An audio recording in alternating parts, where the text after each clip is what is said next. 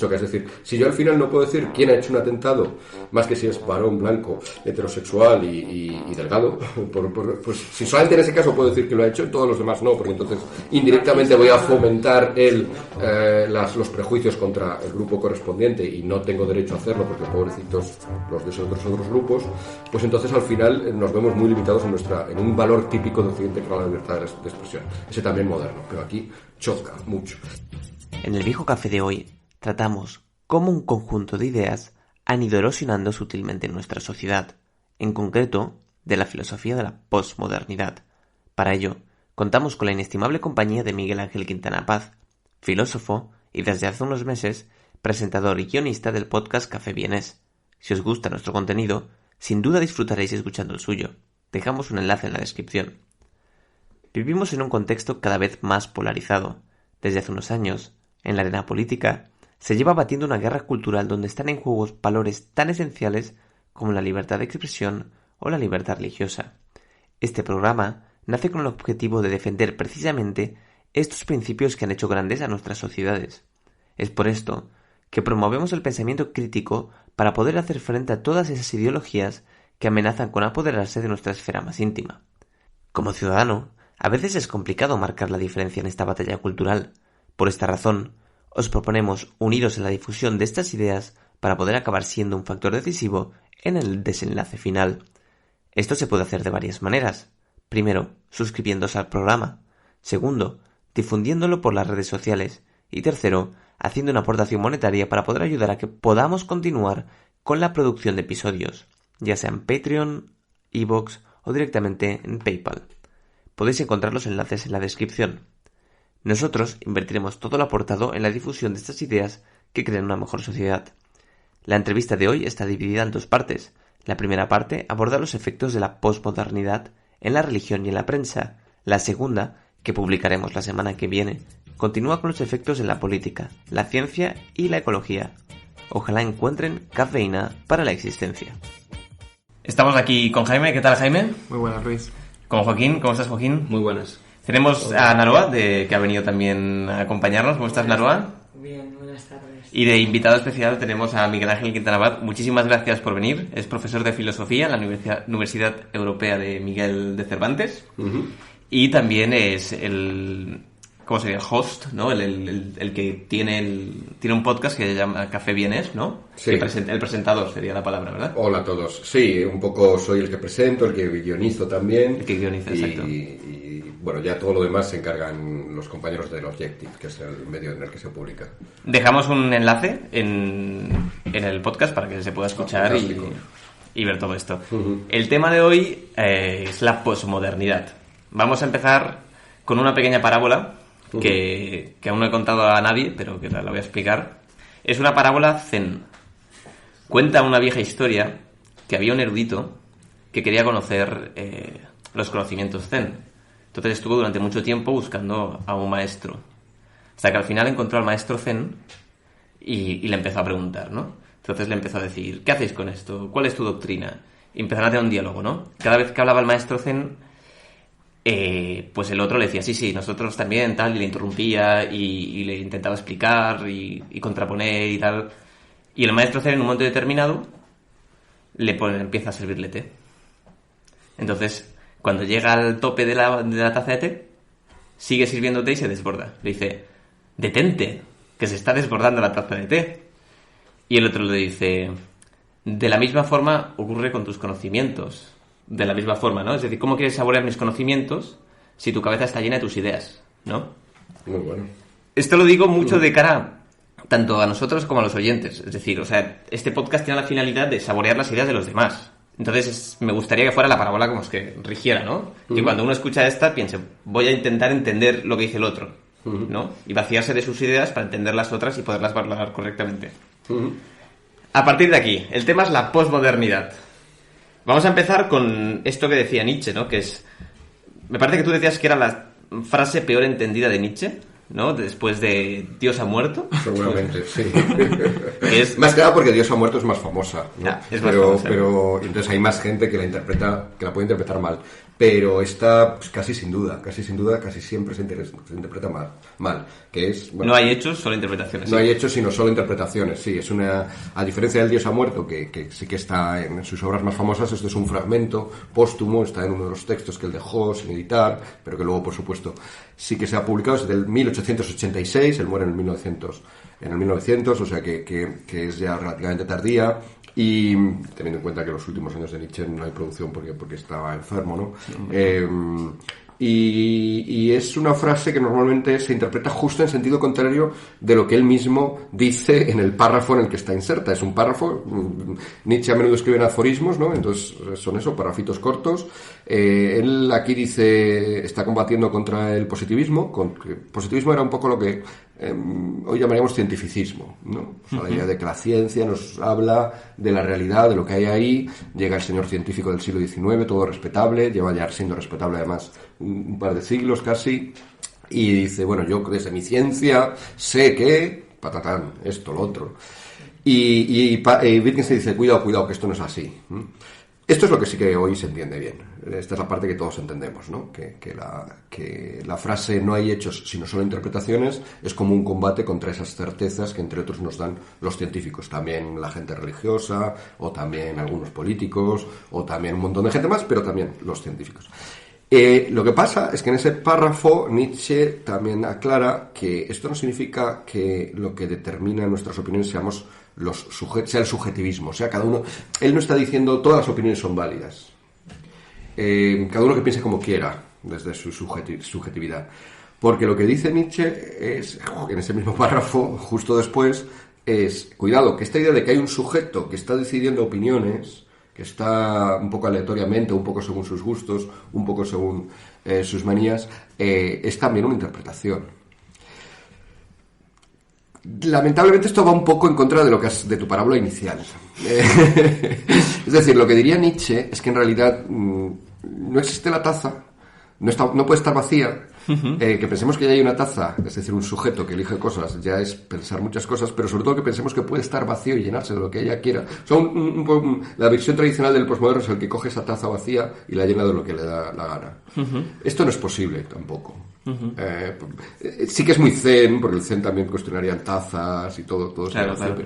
Pero, la idea es que muchas veces, más que pensar nosotros, o sea, el sujeto llegue y se pone a pensar o elegir opiniones, de alguna manera, sé que es una frase muy filosófica y suena muy rimbombante, pero bueno, somos pensados.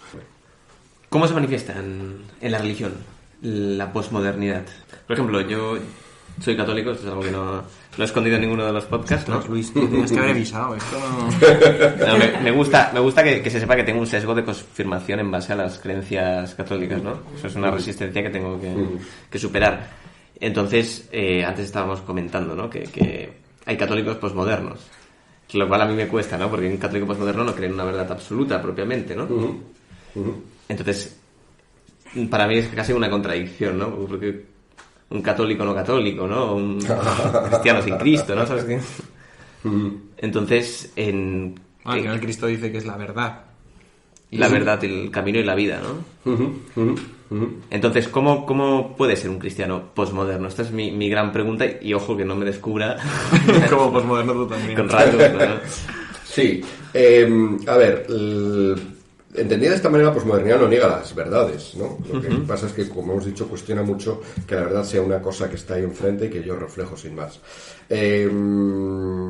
La frase evangélica no sé si nos ayuda mucho, lo de yo soy el camino, la verdad y la vida. Fíjate que está diciendo, una persona está diciendo que es la verdad. ¿Qué significa que una persona es la verdad? ¿No? O sea, no está diciendo, cuando tú piensas en mí, lo que tienes en tu cabeza es verdad, sí que se coincide conmigo, que esa es la visión tradicional de la verdad. Está diciendo, alguien es la verdad. ¿Qué significa que es la verdad? Pues quizá una manera, no sé, decir vosotros lo que entendéis por eso, que posiblemente lo tenéis más trabajado en vuestra propia fe. Pero cuando una persona dice yo soy la verdad, lo que te está diciendo, lo que te puede querer decir es que te abre, esa persona te abre, por su personalidad, por lo que él es, te abre a todo un mundo de verdades, ¿no? Perdón por la comparación si suena un poco irreverente, pero voy a volver a lo de la biblioteca. ¿En qué sentido es verdad lo que te cuenta El Quijote o Crimen y Castigo o cualquier tragedia de Shakespeare? No es verdad en el sentido de que un señor de verdad estuviera caminando por la Mancha, ¿no? Y hubiera un señor que se llamaba Sancho Panza. Esos no son verdades, todos sabemos que no son verdades. Sin embargo, yo sí que puedo leer El Quijote o Crimen y Castigo y decir, he descubierto verdades. Que si te digo, pues cuéntamelas, que así no me leo el libro. Solamente dirías, no, es que tienes que leértelo. O sea, es que la clave está, te abre a un mundo, quizá es una buena manera de decirlo, ¿no? A un conjunto de cosas, y claro, un mundo es una verdad, un mundo que está ahí escondido en el libro y que si no lo abres, pues no lo conoces. De alguna manera, quizá, ya digo, perdón por la irreverencia porque estoy comparado con un libro, aunque en una religión abrahámica que da tanta importancia a los libros, la propia Biblia lo es, quizá no sea tanto. Y en el fondo Jesús se presenta al principio del Evangelio de Juan como logos, ¿no? Que es palabra. Bueno, pues ¿en qué sentido es logos o en qué sentido es libro? ¿En qué sentido es palabra? En el sentido de que abre a un mundo. Eso la verdad significa creo que puede significar, voy a abrir a un mundo que te va a resultar totalmente desconocido si no me conoces a mí.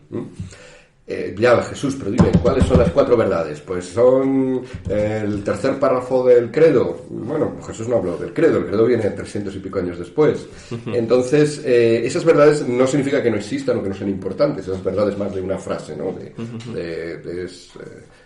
Engendrado, no creado. Vale, sí, es una frase.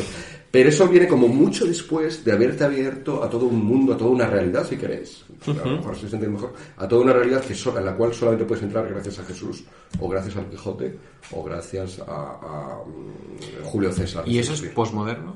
¿Podríamos entenderlo así? Hasta aquí yo creo que puede ser aceptable por mucha gente que no sea posmoderna. Hasta aquí. También puede ser rechazado por muchos. Los que lo rechacen no son posmodernos, seguramente, pero entre los que acepten todo esto, el paso que da lo posmoderno sería un pasito un poco más a partir de ahí. Y es decir, bueno, ¿y por qué tienes que preferir el mundo al que te abre Jesús respecto al mundo al que te abre Mahoma, o al mundo al que te abre Buda, o el mundo al que te abre...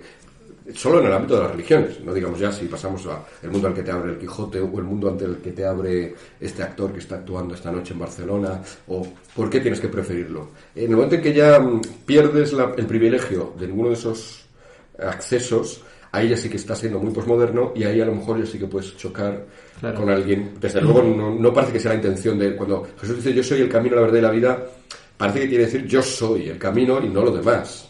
Claro, yo soy el privilegiado, yo soy la verdad fundamental. No, yo soy la verdad y este también. No, cuidado, un cristiano posmoderno. Menos tú. Pero todos los demás sois verdades. De hecho, esto sería un Jesús muy posmoderno. Si se hubiera puesto a decir estas cosas. Todos sois verdades y tal, ya no sonaría. Claro, ahí un cristiano posmoderno, sin embargo, sí que lo leería así. Diría, aquí Jesús dice, y es como se le abre para él el ecumenismo. Dice, Jesús dice esto, pero Jesús no está explícitamente excluyendo que hay otras vías para la verdad. Tampoco los excluye el Vaticano II, todo se ha dicho. O sea, que tampoco estamos... Es decir, que a través del Corán, a través del judaísmo, a través de otras vías, descubres también verdades. Es verdad que esta es la vía privilegiada, pero si no dices eso ya, de cristiano, tienes poco, ¿no? Entonces tiene que ser... ¿Pero qué significa privilegiada? Un poquito más, radicalmente distinta. Sin esto vas a estar en el fondo siempre perdido. Bueno, esta última posición a lo mejor nos suena a todos un poco fundamentalista. Nos suena fundamentalista por eso, porque en el fondo ya somos todos un poco posmodernos. O sea, todos admitimos en el fondo una pluralidad de acceso de vías de acceso a la verdad. Sí, pero ¿te parece compatible, por ejemplo, que tú seas posmoderna y a su vez cristiana, si tú dices que hay muchos mundos que te pueden abrir muchos aspectos, pero que quizás el camino de Dios sea el preferible porque es el privilegiado? O sea, ¿te parece compatible esas dos ideas? Sí, porque, no sé, basta con que cojas Google Maps. Yo veo que desde Salamanca hasta Barcelona hay muchos caminos, pero hay uno que es el más directo, el que me llega antes, el más cómodo, el más barato. Es verdad que ya estoy metiendo muchos criterios y ya variaría según los criterios, pero, es decir, reconocer que hay muchas vías no obsta para reconocer que hay una mejor. Y menos todavía para reconocer que hay una mejor para ti. Eso ya es otro giro de tuerca posmoderno. Yo puedo decir, para mí está claro que es Jesús la vía de acceso a la verdad, pero eso no obsta para que para ti sea otro, para que para ti sea Mira, otro. a raíz de esto, una anécdota que siempre se cuenta de Juan Pablo II, además para venerarlo y para admirarlo, es que era una anécdota con un rabino que le fue a conocer y le explicó, era un rabino menor que él, y le dijo, mira, es que yo cuando era pequeño, cuando era un bebé, era hijo de unos judíos que habían vivido en Auschwitz, creo, y polaco, y entonces una pareja de católicos lo había adoptado, y cuando el Papa Juan Pablo II era obispo de Polonia, estos lo fueron a ver y dijeron, a ver, ¿qué hacemos con este niño si lo criamos en el catolicismo o en la tradición judía? Y Juan Pablo II le dijo, no, en la tradición judía tenéis que formarlo, y porque es lo que hubiesen querido sus padres, porque es lo que hubiese querido su tradición, y acabó siendo rabino y le fue a ver para agradecérselo. Y claro, esto en el fondo, Juan Pablo II, que no tiene fama de moderno, mucho menos en este caso, y no lo es, ¿no? De hecho, efectivamente, sí, por eso digo que hay un marco, es decir, una visión muy restrictiva. Creo que la inmensa mayoría de la gente la consideraría fundamentalista, que sería esta, la extra ecclesia nulla salus, fuera de la iglesia no hay salvación, esta es la única vía, todos los demás son réprobos, solamente se van a salvar los que crean esto y de una manera absoluta. Entonces, de hecho, la posmodernidad de alguna manera lo que hace es reflexionar sobre esto que ya está pasando. No llega con un mensaje y dice, esta es la verdad, la nueva verdad. Que las verdades son un poquito más relativas, porque en el fondo estaría imponiendo una nueva verdad absoluta. Habría una contradicción de base obvia. Lo que dice es, en general, los buenos autores posmodernos cuando hablan de estas cosas, lo que dicen es, oye, observa lo que hay a tu alrededor. ¿No somos ya un poco todos posmodernos?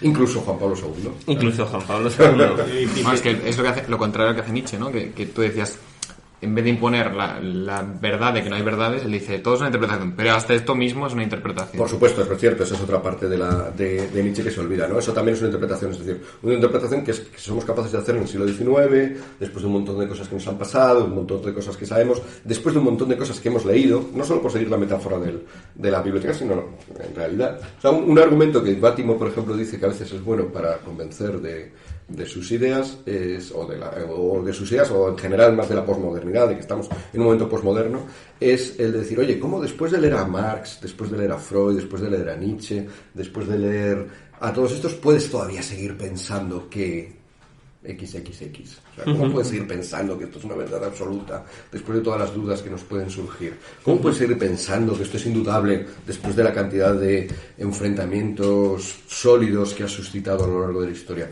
¿Cómo puedes seguir pensando? Entonces, es esa especie de... Es aceptar un poco esa situación y empezar a sacar consecuencias.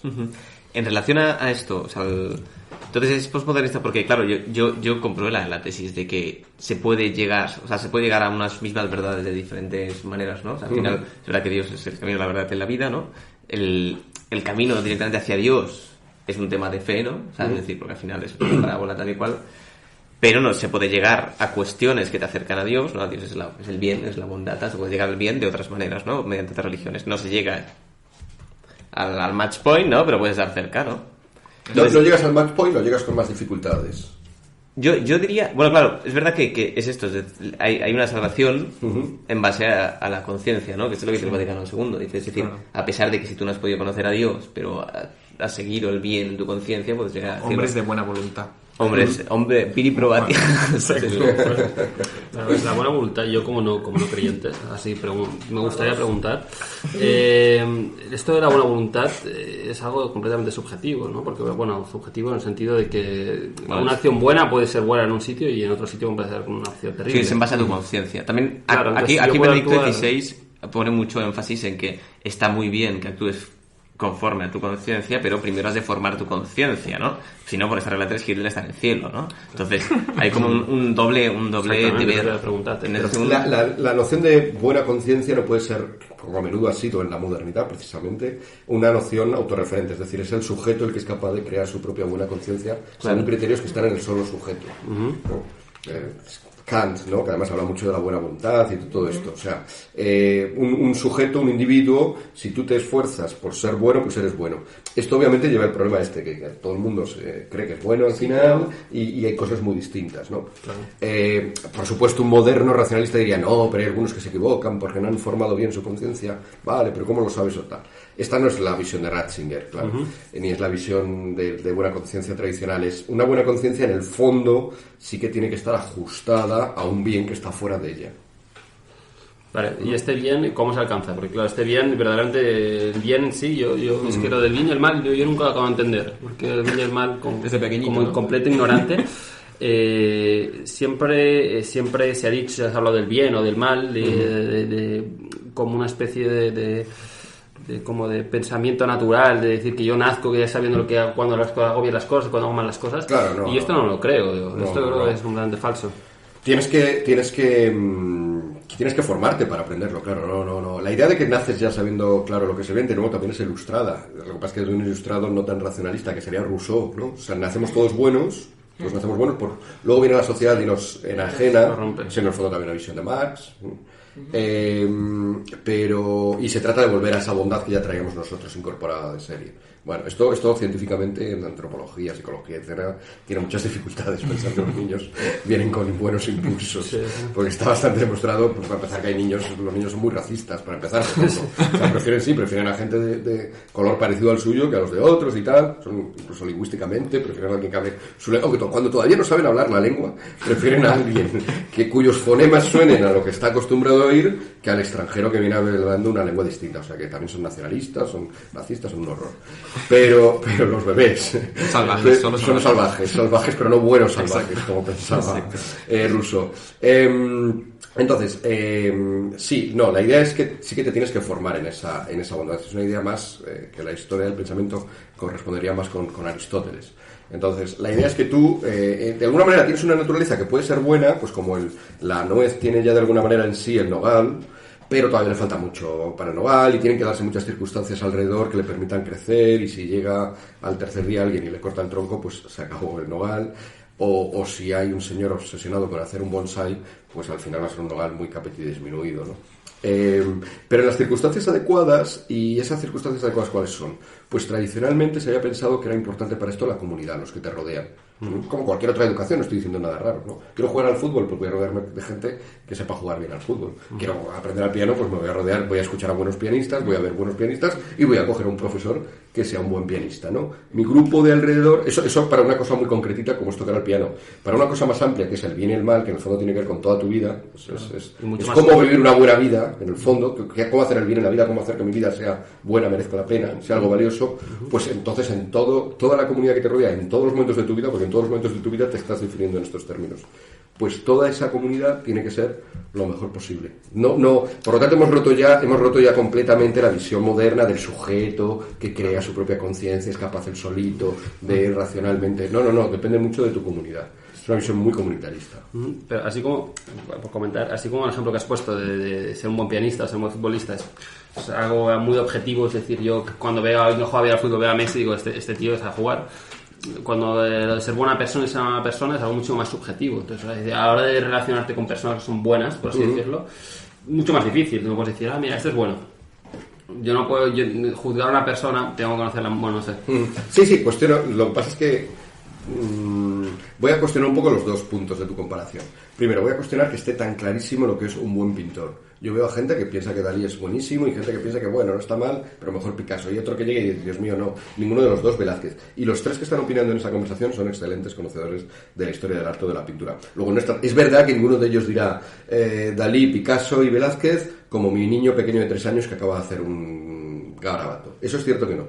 Pero no hay tantísima unanimidad sobre lo que es bueno. Y en fútbol, yo no sé de fútbol, pero estoy convencido de que hay gente que preferirá a Messi, preferirá a Ronaldo. O sea, habrá, lo que también es verdad que ninguno dirá que Messi o Ronaldo es igual que yo jugando al fútbol. O sea, hay ciertos desacuerdos, aunque es verdad, tienes razón, en que hay más o menos amplios acuerdos. Pasamos a la ética. Yo creo que no es tan distinto a esto. O sea, no es tampoco el otro extremo, decías, de ideas absolutamente dispares. Es verdad que en nuestra sociedad eso a menudo daría la sensación de que es así. Pero en nuestra vida cotidiana quizá no tanto. O sea, realmente no tenemos ni idea de lo que es. O sea, estamos totalmente despistados sobre lo que es bueno y lo que es malo. La sinceridad, la valentía, el coraje, la capacidad de preocuparse por otros de una manera genuina. Esto no convoca a menudo un consenso muy amplio sobre qué es bueno. Estoy de acuerdo. A ver, en parte sí, en parte me gusta esto porque soy muy fan también de de Richard Dawkins, escritor, científico. Y de Sam Harris, todos los teólogo, jinetes del ateísmo teólogo. los tiene allá. Sí. Y él habla un poco de dónde sale la empatía humana, de dónde sale todos estos valores, y al final es una forma de... Bueno, igual, es otro tema. No, está relacionado. Pero lo veo con mucha subjetividad, lo de ser bueno, porque muchas veces ser bueno a veces es voluntariamente una forma de como ganarte algo, ¿sabes? El ser bueno en una comunidad al final te estás ganando un puesto, ¿sabes? Ya, de hecho el cristianismo generoso. no cree que realmente tú puedas ser genuinamente bueno por ti mismo, ¿no? De hecho, la caridad es querer como Dios quiere, ¿no? Entonces es un don. Es decir, si tú quieres ser caritativo y querer de verdad, de forma desinteresadamente, te lo tiene que dar Dios, ¿no? En plan, tienes que pedírselo, tal y cual. Porque propiamente todos tenemos intereses a la hora de... Exactamente. En plan, ayuda a un pobre a que me vean, o que vea al pobre que soy bueno, ¿no? Siempre hay como este... Aunque no te Pero ser vean... bueno es relativo también. Tú puedes ser bueno con una persona y esa persona piense que tú seas buena persona, pero a su vez puedes ser malo porque tu comportamiento sea tal con otra. Quiero decir, la bondad es algo súper relativo y depende del reflejo que tú des a la otra persona o al interlocutor. Bueno, a ver, yo diría que la bondad es, ¿no? Pero lo que sí que es relativo es, pues, cómo cada persona la ejerce, ¿no? Es decir, tú puedes tener muchos sesgos o no buscar realmente la finalidad de la bondad. Por eso el cristianismo te dice, mira, la bondad en sí, que es Dios, solo la puedes conseguir a través de la ayuda de Dios. Pero Y luego todo lo el demás... cristianismo no obvia que pueda haber bondad por otras vías que no es el cristianismo, porque si tú eres bueno, estás más Claro. cerca de Dios que una persona que sea cristiana porque esté bautizada y que vaya a misa, pero que sin embargo no cumple con la moral y con la ética que subyace en el Pero no es cristianismo. esa bondad genuina, no es esa verdadera bondad. O sea, que sigue siendo bueno, ¿no? Y está cerca de Dios, porque la gente... Pero menos bueno. O sea, claro, no es caridad, no es el amor de Dios, ¿no? Que es el amor infinito, es la virtud máxima, ¿no? En el amaros unos a otros como ellos amados. Lo que dice Jesús antes, lo último, ¿no? Lo resumo, ¿sabes? Amaros unos a otros. Pero... Y que eso es lo que aspira al cristiano. Es evidente que la gente puede ser buena. Y lo que decía, ¿no? Es decir, tú puedes no ser cristiano, no tener fe y estar cerca de Dios en la medida en que eres bueno. Porque es bueno, al ser un atributo de Dios, pues está cerca de Dios, ¿no? Esto es una de las cosas.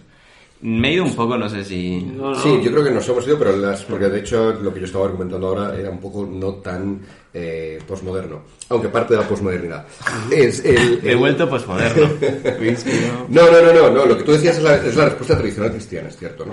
Que, con todos los respetos, casi de manera literal tiene un poquito de deus ex machina, es decir, hay un problema, el deus ex machina es el procedimiento este que se utilizaba a veces en las obras de teatro, sobre todo en la antigüedad, cuando la trama estaba muy liada y no sabíamos cómo salir de aquello, pues entonces cogían a un dios con una máquina rudimentaria Y lo que tenía en aquel solucionaba momento, todo. se bajaba el dios y lo resolvía todo en el último momento, porque como tiene muchos poderes lo resuelve.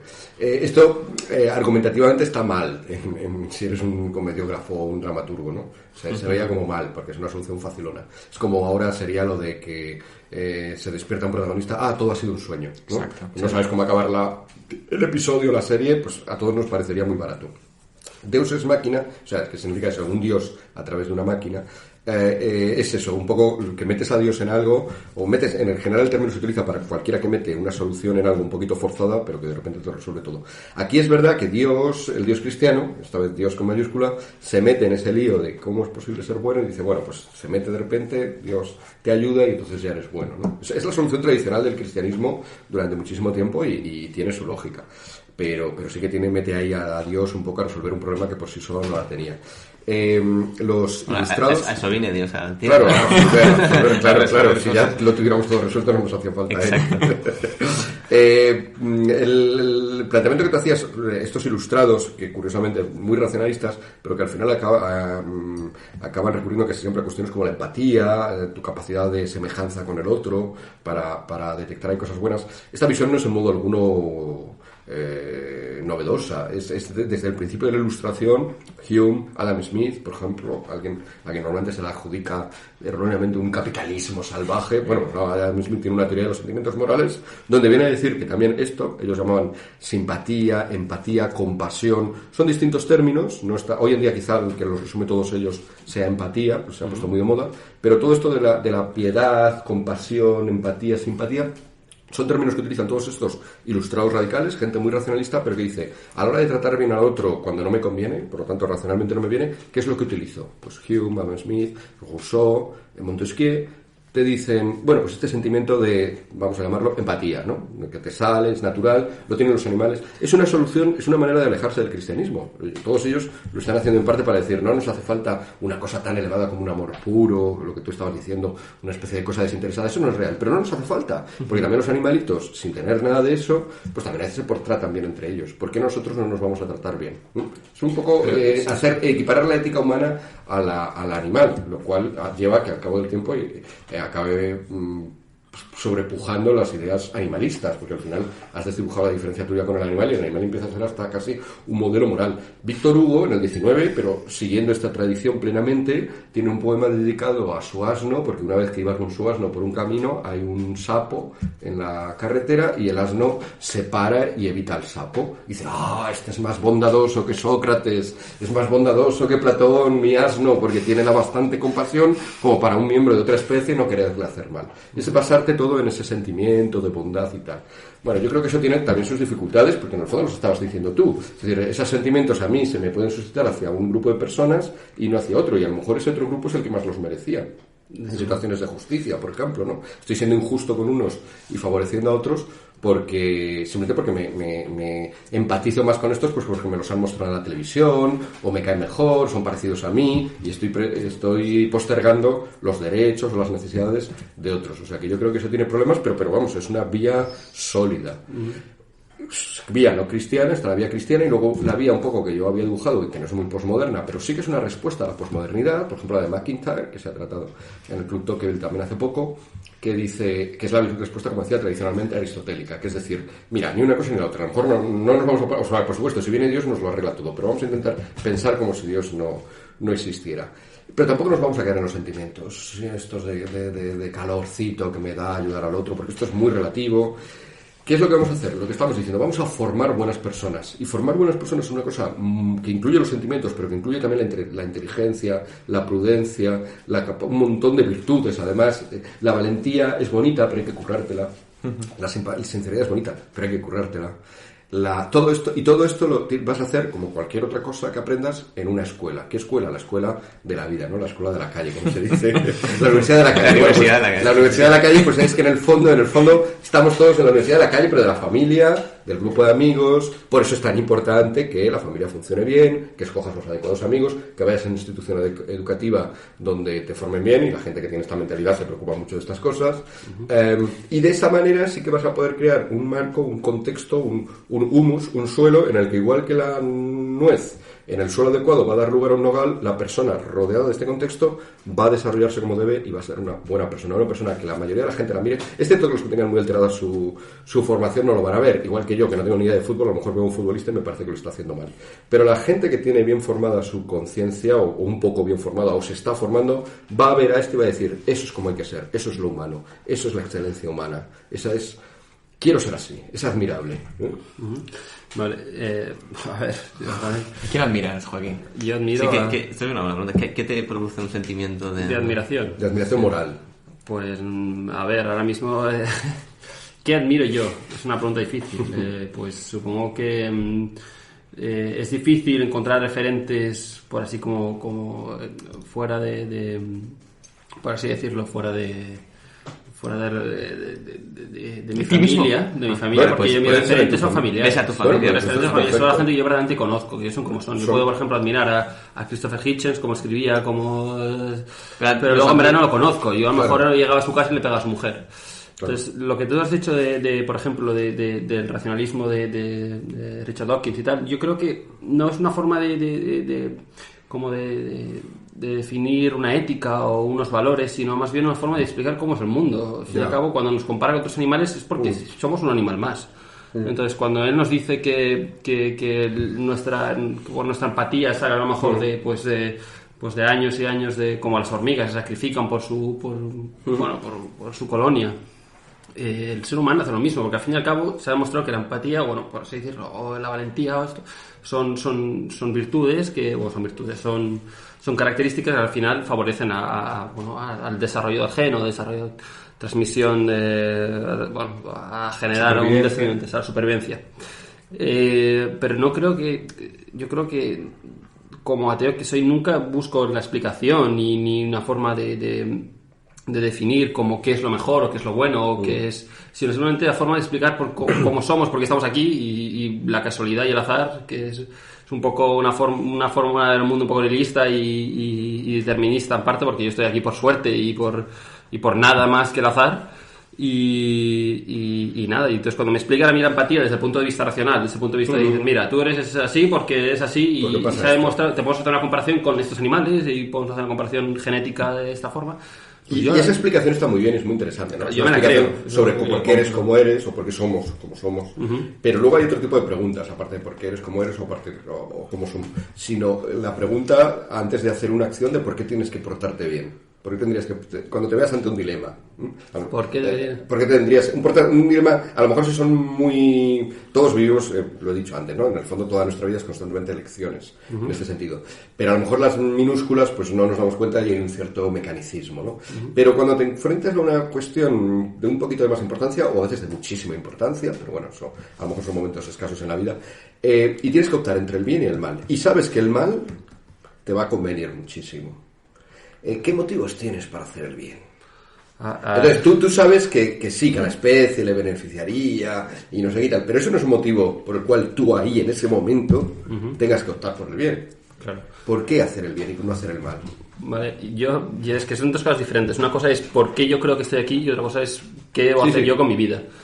Yo puedo tener una ética más allá de creer en el hecho de que estoy aquí por azar y de tener unos propios valores y de lo que vosotros decíais, incluso unos valores pueden ser de valores cristianos, como por ejemplo, pues no sé, amar al prójimo o no sé, varios de los que os gustan tanto.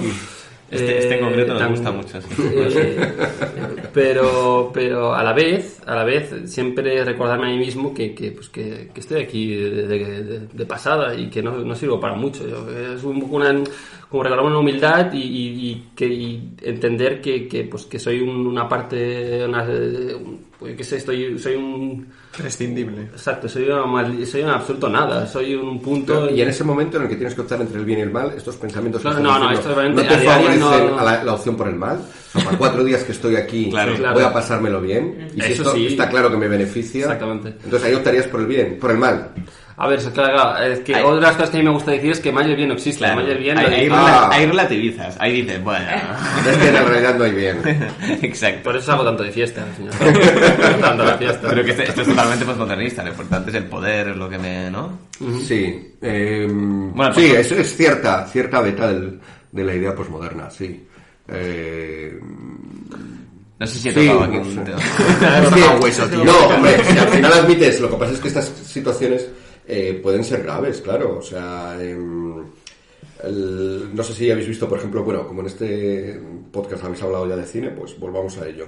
A mí me gusta mucho, en este sentido, por ejemplo, Crimen, bueno, voy a decir el título de Dostoyevsky, Delitos y Faltas, la película de Woody Allen, ¿no? Que en realidad en inglés es Crime and Misdemeanor, o sea, está haciendo una referencia con lo de crime a crimen y castigo, a donde me iba yo, ¿no? Al libro de Dostoyevsky. Delitos y Faltas es un oftalmólogo reconocidísimo, muy famoso, con una familia ideal, una mujer encantadora, la película empieza que le están dando un premio, la comunidad también la aprecia, todo fue perfecto.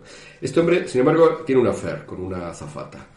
Y en un momento determinado la azafata se vuelve medio loca y dice que se lo va a contar a su mujer, si no se va con ella. Digo que se vuelve medio loca porque es absurdo que se vaya un hombre contigo amenazado. Quiero decir, eso no tiene mucho futuro. Claro. Tampoco. Quiero decir, al hombre no se le plantea la opción, al oftalmólogo no se le plantea la opción de irse con la azafata porque dice, Dios mío, esta mujer me está chantajeando, ¿no? No parece que tenga futuro. Pero tampoco tiene la opción de dejar que la azafata le destroce toda su vida, que es lo que le promete que le va a hacer. Se lo va a contar a su familia, se lo va a contar a todos y va a pasar a ser, va a perder casi todo lo que tenía. En esta situación de duda, ¿qué es lo que hace el oftalmólogo? Recuerda que uno de sus hermanos es gángster y acude a su hermano gángster a que le dé un consejo. Elección que por sí sola ya revela bastante, ¿no? Es el hermano malo de la familia, él fue el hermano bueno y el hermano gángster, obviamente, cuando le plantea la situación le dice, pues solamente hay una. ¿Cuál? Dice, pues eliminar a esta mujer. Y él se escandaliza muchísimo. Dios mío, pero ¿cómo se te ocurre? ¿Pero qué me estás contando? Y tal y cual. Claro, no sé hasta qué punto es... Hay algo de genuino, pero en el fondo él va buscando eso, se escandaliza, pasa un poquito de tiempo, no mucho, y al final dice, es que es verdad, es la solución. Y por lo tanto va y no la solución, es la única solución que le beneficia. Que le beneficia, claro, no, pero para la situación, ya digo, o sea, ¿cuál sería la otra? Dejar que te destroce tu vida, destroce tu familia, ella tampoco, no te vas a ir con ella, no te vas con... Sería sí. no hacer daño a la otra persona. Claro, sí, es cierto que está mal matar a azafatas y en general a todo, pero en la elección suya, ¿por qué no iba a estar bien esto? O sea, visto desde el punto de vista de él, lo otro es tan terrible y esto afecta solamente a una persona, que es la azafata. Claro, si cuando prescindes del respeto a una ley moral absoluta, que es no matas a personas... Es terrible, pero lo has creado tú. Es una situación que has es creado cierto, tú que tienes y un... que si has creado has sido suficiente maduro para crear una situación, tienes que ser suficiente maduro también para asumir las consecuencias. Bueno, pero es probable que no haya sido suficiente maduro. La consecuencia sí. No has creado la situación, ¿eh? Las circunstancias, las que hablábamos antes, son las que le han Bueno, enfrentado. Sí. Pero tú has Luego hablaremos. Sí. Él cuando empezó a quedar con la azafata no se esperaba que estuviera loca, pues entonces no hubiera empezado. Hay que hablar de la obsesión de Woody Allen por Crimen y Castigo, porque yo esta peli no la conocía, pero es que igual, Match Point es lo mismo, exacto. y luego Irrational Man también. Efectivamente, incluso El sueño de Cassandra sale un poco, sí, hay una obsesión, pero porque es ateo, y lo que pasa es que capta este problema, o sea, por qué optar, lo que estamos diciendo, por qué optar por el bien en vez de por el mal, cuando me conviene muchísimo optar por el mal, clarísimamente. Es que casi no hay ningún motivo aparte de no matar a azafatas. Pero cuando no hay ningún motivo para no hacer esto, ¿por qué no hacerlo? Entonces lo obsesiona así. En Match Point sale leyendo Crimen y Castigo. Claro, sí, además. Que es pero súper final, obvio. Y aquí la referencia es clara en inglés. En español se pierde, la traducción es buena porque crime significa delito, no solo crimen. Entonces se tradujo por delitos y faltas, la traducción está bien. Pero pierde la referencia crimes, misdemeanor, crime and punishment. O sea, está hablando de esta obsesión. Entonces, él ahí, el oftalmólogo mata al final. O sea, mata, ordena sus...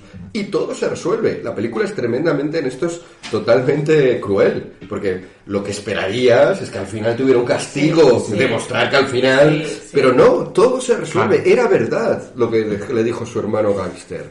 De repente, es más, hasta atrapan a otro asesino que había matado a 30 mujeres y le endosan el crimen siendo el primero, con lo cual tampoco va a pasar más años en cárcel porque ya tiene suficientes. La policía deja de buscar un posible criminal, él sigue viviendo y la película acaba él disfrutando de su mujer en una boda de otra persona y tal. Claro, es verdad que en esa escena, en la escena penúltima, está Woody Allen, el personaje interpretado por Woody Allen, que es el de la película es Delitos y Faltas, ¿no? El del delito es el oftalmólogo. El de las faltas es el personaje interpretado por el propio Woody Allen, que es un director de cine, que es más o menos bueno, más o menos malo, también tiene alguna traición, pero y que le va la vida fatal. Le va fatal, todo. Le sale profesionalmente, en lo personal. Y este personaje, claro, de nuevo también te sirve de contraste. O sea, los que son regularcillos, la vida les va mal. Los que llegan a ser malvados les va bien. Pues ¿por qué no ser malvado? Y sin embargo este personaje le exige al otro, como buen director de cine, le dice, no, pero tendrá que tener algún castigo. Pero tendrá que tener remordimientos de conciencia. Pero nunca lo superará del todo. Y él diciendo, no, llega un día en el que ya... Se te pasa. Bueno, en Match Point al final es la escena del anillo, que lo que más o menos parece que nos dice es el azar, es el que ha permitido que tú te liberes de tu conciencia. Efectivamente, porque el mundo es azaroso, porque el mundo no tiene sentido, porque no hay un sentido moral detrás del mundo. Esto es lo que... Y cuando le dice todo esto, el oftalmólogo a Woody Allen le dice, pero entonces se cumplen sus más profundos temores. Y es una frase que resulta sorprendente, porque le está diciendo que todo le ha salido bien. Claro, pero ¿cuál es ese profundo temor? El de que vivimos en un mundo sin sentido. Vivimos en un mundo donde no hay bien ni mal. Al final, bien y el mal, sí, es una cosa que le sirve a la especie humana para sobrevivir mejor y tal. Pero en términos estrictos, cuando yo tengo que elegir entre el bien y el mal, no tengo por qué escoger el bien, salvo que me venga bien. Pero... entonces, sí, esa postura es coherente. El problema es que, bueno, es preocupante. O sea, ¿podemos vivir así realmente? A ver, es una respuesta muy larga y yo creo que, yo creo que verdaderamente a la hora de definir una ética es mucho más fácil siendo cristiano, porque siendo cristiano o siendo religioso, por así decirlo, porque verdaderamente se te establece normalmente las religiones establecen unas leyes que realmente suelen ser muy funcionales, en el sentido de que se adapta muy a la sociedad, ya sea, por ejemplo, la religión islámica con lo de no comer cerdo, o no jugar, o no beber, tiene una función, y cuando eres ateo, pues al final estas reglas, esta ética te la creas tú mismo, o te la creas como tu ambiente o la sociedad, por así decirlo. Y entonces yo creo en la valentía del ateo. La valentía, ahora te reís, pero yo lo creo. Yo realmente la ética la creo yo mismo. Define, ¿a qué se referiría esa valentía? ¿A qué te refieres? ¿Cómo que me refiero a la valentía? La valentía me refiero a que verdaderamente no cumplo. A lo mejor, por ejemplo, mis padres son cristianos, mis abuelos también lo son, yo no lo soy. A lo mejor no estoy adaptándome a lo que verdaderamente mi familia o ellos creen que verdaderamente es lo bueno o bueno, no sé, o lo ético. Yo verdaderamente he de buscar a través a lo mejor de la prueba error o a través de mi experiencia, a través de lo que leo, pues mi propia ética, y eso lo veo mucho más difícil, mucho más complicado, que de verdad que me den un libro y me digan aquí está tus leyes. Y esto pues lo veo pues más valiente y lo veo más difícil. O sea, no, a mí que me digáis que ser cristiano hoy en día está perseguido, que es verdad. Que sí, no, aquí no, al menos no físicamente, en otras partes sí. Pero o sea, aquí vuelves a la cuestión, ¿hasta qué punto creas tú tus valores éticos? ¿No? Porque lo que hace Richard Dawkins... Esto es muy nietzscheano, además, ¿no? Claro, es el superhombre, ¿no? Este es el superhombre que es capaz de crear, que es difícil. Tienes razón, tienes toda la razón, una gran valentía. Crear valores es muy complicado. Y luego creérselos, crear y creer. Claro. Esto también es complicado. Nietzsche lo equipara con la función del niño, ¿no? Con lo que hacen los niños. Los niños se inventan que este vaso que tengo aquí es una nave espacial, saben de sobra que no es una nave espacial, pero se inventan y están una hora absorbidos con la nave espacial y después ya lo crean y se lo creen. Bueno, él lo compara esa actividad y rechaza completamente en la famosa relato de las 3 transformaciones en el Zaratustra, rechaza lo que sería el nihilismo negativo que llama él, que sería pues el león, el tipo que solamente destruye los valores de los demás, el ateo que solo destruye los valores de los demás, pero no es capaz de proponerlos. Tú lo has dicho muy bien, no. La verdadera valentía no es solo destrozar los valores de los camellos estos que están oprimidos por su joroba cristiana o kantiana o la que sea, sino además, eso es hasta cierto punto fácil. Hay que crear y creer. Perfecto. O sea, ese es muy, muy coherente. Y es una salida también en la posmodernidad, efectivamente. O sea, ser capaz de crear. Lo que pasa es que al final tiene varios problemas, pero uno de ellos quizás es realmente posible. Nietzsche pensaba que no, ¿eh? Nietzsche pensaba que esto era reservado a unos pocos, que es lo que llama superhombre, pero no superhombre porque sean Superman, sino porque esta tarea interior es tan extraordinariamente complicada. Pensaba que en 200 años no se le iba a entender. Él pensaba que íbamos a estar rodeados de gente que esto no lo iba... El último hombre, lo llama él, los últimos hombres, gente que va a vivir todo lo contrario, creyéndose que son libres, independientes y felices, en realidad están atravesando vidas de lo más decadentes. Y esta es la cuestión. Eres capaz de crear un valor y puesto en la situación, como el oftalmólogo de Woody Allen, en la cual tienes que hacer una cosa o la otra, optar por el bien tuyo, el que tú has considerado bien, pero a pesar de que ese bien te vaya a destrozar toda tu vida, o serás mucho más flexible y dirás, bueno, justo ahora me doy cuenta, como estoy creando valores, me doy cuenta de que este bien a lo mejor ya no era tan bueno, y entonces ahora ya lo voy a llamar malo, lo de conservar la vida de azafatas empieza a ser ya malo a veces. Ella se lo ha buscado también, yo me lo busqué, pero ella se lo buscó, porque se enamoró conmigo. Por eso en parte decía, bueno, pero esto también, esto que estás comentando ahora, yo creo que también lo sufren los cristianos. Esto a la hora de afrontar su fe, a la hora cuando se le presenta algo que verdaderamente va en contra de su fe, por ejemplo, si tienes una novia que está muy buena y ella te frota mucho, al final esto de esperar hasta el matrimonio se complica mucho. Se complica. Por eso está la confesión, tío. Bueno, la confesión es algo que... Bueno, entonces, es la solución católica. Entonces, en parte... Deus ex machina otra vez.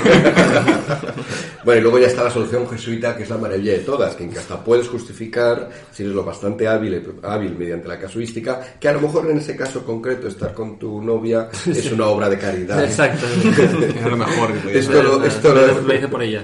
Eso, no por mi acto de generosidad. ¿Os parece? Acabamos rápido esto y pasamos a cómo afecta la posmodernidad de la prensa para no... Claro. Porque yo creo que esto podemos... Bueno, sí, lo último que quería comentar es que verdaderamente a la hora de establecer como mi ética, yo no soy lo suficientemente, no sé decir, chulo para creer que yo verdaderamente he establecido toda mi ética. Yo no la he creado de cero. Está influenciada por un montón de cosas, por mi familia, por la religión de mis padres, o por la sociedad. Entonces yo creo que esto en parte es bastante determinista en el hecho de que yo me he adaptado verdaderamente a lo que la sociedad me ha traído. O sea, mi ética está muy basada en la sociedad, pese a que yo he aportado unas pequeñas migas a lo que yo considero pues, mi libertad. Y esto es... Volvemos a la biblioteca, ¿no? Sí, un poco, sí. Yo estoy en una zona de la biblioteca, has cogido algún libro, pero tampoco sabías muy bien cuál. Exactamente. Muy bien. ¿Cómo afecta la posmodernidad a la prensa, no? Porque ahora vemos sobre todo me interesa el tema de la libertad de expresión, me interesa el hecho de que hay una esfera de lo políticamente correcto que cada vez parece que se ensancha más, y aquel que no forme parte de esta heteronomía, ¿no? Pues ya es algo, lo podemos llamar un hechizo, eres fascista... Es que lo políticamente correcto como verdad absoluta también. Claro, sí. Tú no consideras que se plantee como una verdad absoluta, ¿verdad? ¿No? Sino se plantea como un respeto... Sí, es como el resultado de haber perdido la idea de verdades absolutas. Es decir, en principio es obvio que lo políticamente correcto es muy posmoderno. Es decir, dado que estamos aquí, que no tenemos muy claras las verdades, no tenemos muy claro lo que está bien o lo que está mal, pues lo que vamos a hacer al menos es llevarnos bien. Como mínimo vamos a no molestarnos, no mucho, ¿no? Vamos a no pisarnos los callos unos a otros. Y esto se convierte de nuevo, además, enlazando con lo que decíamos antes, con esta corriente moderna. Pero bueno, es que la posmodernidad no es una antimodernidad, no es coger todo lo moderno y tirarlo a la papelera, sino a veces recogerlo y transformarlo un poco. Toda esta corriente moderna de la empatía, de la compasión por el otro, de preocuparte porque no sufra, pues todo, que eso lo tienen los animales, pues porque no vamos a tener los humanos, es una cosa como mucho más accesible que las grandes creencias en dioses y estas cosas. Pues esto vamos a practicarlo en el día a día, y entonces ya no solamente, por supuestísimo, no le voy a dar un puñetazo al que tengo enfrente, sino que no me voy a decirle una palabra que le duela como le podría doler un puñetazo, pues porque pone de manifiesto un defecto suyo físico, pone de manifiesto su raza, que no, tradicionalmente lo ha estado pasando peor, o pone de manifiesto su condición sexual, a la cual le ha ocurrido lo mismo. Entonces vamos a ser muy cuidadosos en el lenguaje, un extremado cuidado en el lenguaje. Digo que esto no tiene que ver con una verdad que se impone, porque precisamente viene es decir, no sé qué ejemplo coger, porque todos van a ser incorrectos, porque estamos hablando de la corrección política, pero por ejemplo, si a un gordo le llamo gordo, a lo mejor es verdad. A lo mejor es verdad que está... Sí, entonces, objetivamente tiene sobrepeso. Yo tengo sobrepeso, no se me ve, pero yo tengo... Bueno, pues si se me dice a mí, tiene sobrepeso, suena un poco médico. Si me dice gordo, habría una parte de verdad en eso. Habría una parte de verdad. Y entonces... Pero lo políticamente correcto, esto no le bastaría como argumento. Oye, es que es verdad, es que mira, tiene el índice este que se hace de masa corporal, mira, le sale más del 25. No me vale. Tengo aquí las pruebas, ¿no? Científicas, además, de que yo puedo llamarle gordo. tengo las pruebas, objetivamente. Esto al que está a favor de lo políticamente correcto no le vale, es más, le parece más insultante que le vengas con la ciencia. Sí. Porque, sin duda, ¿no? Porque dice, es que no tiene que ver con eso, no tiene que ver con la verdad. Tiene que ver con cómo le tratas a él, eso es. Con que tienes que tener esta empatía, y cuando tú le has llamado esto, pues no se lo has sentado bien. Puedes herir, los sentimientos. Claro.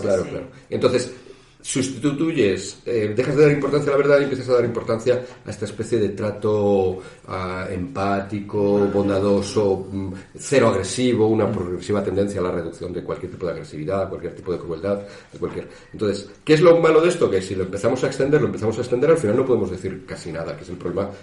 Choca ahí con la libertad de prensa, ¿no? Si estamos dentro del mundo de la prensa, choca. Es decir, si yo al final no puedo decir quién ha hecho un atentado, más que si es varón, blanco, heterosexual y delgado, pues si solamente en ese caso puedo decir que lo ha hecho, en todos los demás no, porque entonces indirectamente voy a fomentar los prejuicios contra el grupo correspondiente, y no tengo derecho a hacerlo porque pobrecitos los de esos otros grupos. Pues entonces al final nos vemos muy limitados en un valor típico de Occidente, que es la libertad de expresión, ese también moderno, pero aquí choca mucho. Lo políticamente correcto prescinde de esto, pero es muy grave porque en la prensa, en la universidad, en el mundo intelectual, parece que sin libertad de expresión no vamos a muchos lados. En eso sí que tenemos que ser un poco modernos, ¿no? En el momento en que se empezó a favorecer esos valores, el avance de la humanidad, intelectualmente hablando, fue sustantivo. Entonces, pues tenemos ahí que optar. Y lo políticamente correcto, sin embargo, rechaza todo eso y dice, no. Es más importante, es curioso, es más importante la ética entendida así. O sea, aquí es un extremado moralismo, pero es un moralismo no basado en la verdad, sino basado precisamente en la ausencia de verdades. Es un giro interesante, es un giro de cómo la situación en la que estábamos hablando antes no siempre aboca a los dilemas estos dostoyevskianos de hago el bien, hago el mal, sino que a veces puede ella misma convertirse en una nueva moralina, en una nueva moral, que se imponga y que resulte extremadamente Pero es opresiva. síntoma de la posmodernidad. Sí, sin duda. Totalmente, Sí, ¿no? sí. Sí, es la que digo, o sea, es la prueba de que la posmodernidad no se queda en todo vale, porque si todo vale también valdría llamar gordo. Sí.